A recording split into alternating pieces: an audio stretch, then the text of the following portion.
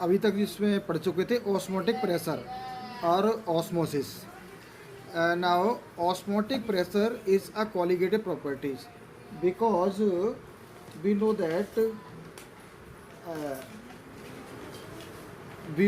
uh, osmotic pressure pi is equal to NB upon B RT or pi is equal to CRT. Here NB is the number of moles of solute and V is the volume of solution, and V upon V is equal to C. C means molality. Uh, Here R is the gas constant and T is the temperature, which is also constant for for osmotic pressure. Then osmotic pressure pi is proportional to C. It means osmotic pressure depend upon the number of moles of solute or solvent, but not their nature. So we can say colligative property is, osmotic pressure is a colligative property.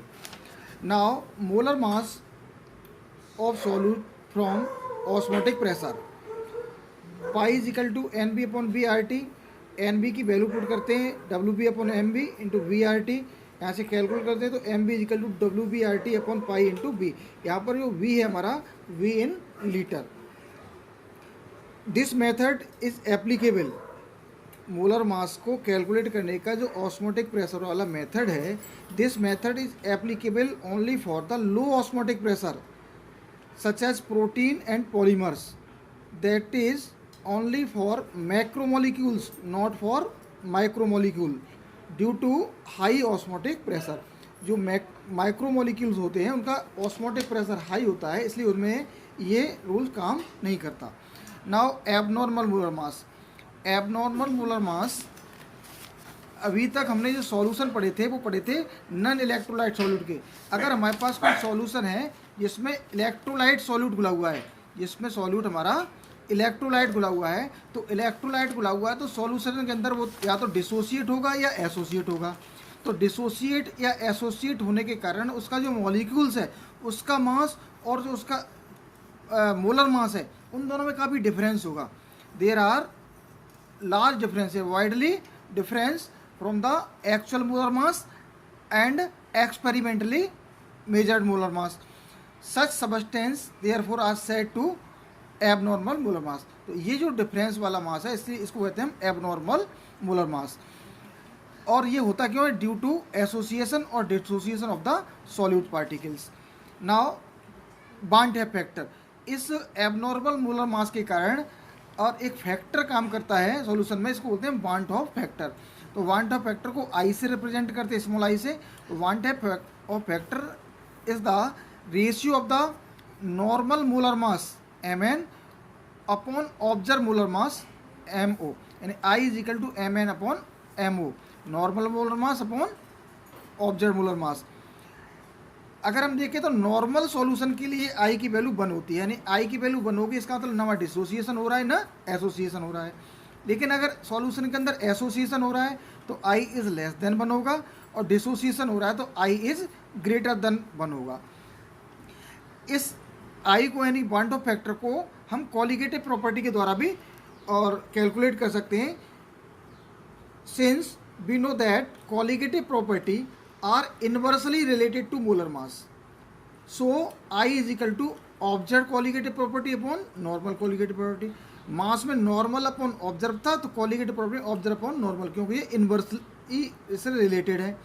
और I is equal to number of particle after association और dissociation upon number of particle before association और dissociation. Hence it is affected to colligative. I जो है colligative property को सबको affected करता है. जितने भी कॉलिगेटिव प्रॉपर्टी फॉर्मूले सब में आई का मल्टीप्लाई हो जाता है. इस तरह से हमारे नए फॉर्मूले मिल जाते हैं. रिलेटिव लोअर वेपर प्रेशर का आई इंटू एक्स बी, और एलिवेशन इन बॉइलिंग पॉइंट का I into K B into M. Delta T F is equal to I K F into M, and pi is equal to ICRT. Now degree of dissociation, it is defined as a fraction of total number of molecules which dissociate into simple molecule और ion. या dissociation में टूटना, simple molecule dissociation होने के बाद जितने molecules में टूट जाता है तो इनका जो रेशियो होता है उसको बोलते हैं degree of dissociation. Let that each molecule of substance on dissociation gives m particle, यानी प्रत्येक मॉलिक्यूल डिसोसिएशन होने पर m पार्टिकल देता है। और अगर अल्फ़ा हमारी डिग्री ऑफ डिसोसिएशन हो तो हम कह सकते हैं कि number of moles of dissociated alpha हो गए, number of moles of left undissociated 1 minus alpha हो गए, number of moles of particle form by dissociation m alpha हो गए। तो total number of particle 1 minus alpha plus m alpha हो गए। और then I is equal to 1 minus alpha plus m alpha upon 1, observe upon normal, normal 1 था हमारा और observe हमारे ये हो गए, is equal to 1 plus m minus 1 into alpha. तो alpha is equal to I minus 1 upon m minus 1। यहाँ पर I की value M N upon M O वो भी आप पुट कर सकते हैं। तो alpha is equal to M N minus M O upon M O into M minus 1 calculate करके यहाँ पर डिग्री ऑफ डिसोसिएशन अल्फ़ा निकाल लेते हैं। As the concentration of electrolytic solution decrease, जैसे जैसे इलेक्ट्रोलाइटिक सॉल्यूशन का कंसंट्रेशन डिक्रीज होता है वैसे ही आयोनाइजेशन बढ़ता है और नंबर ऑफ पार्टिकल सॉल्यूशन के अंदर इंक्रीज हो जाते हैं। सो आई इज ऑल्सो इंक्रीज। आई क्या है? ऑब्जर्व अपॉन, आई क्या है?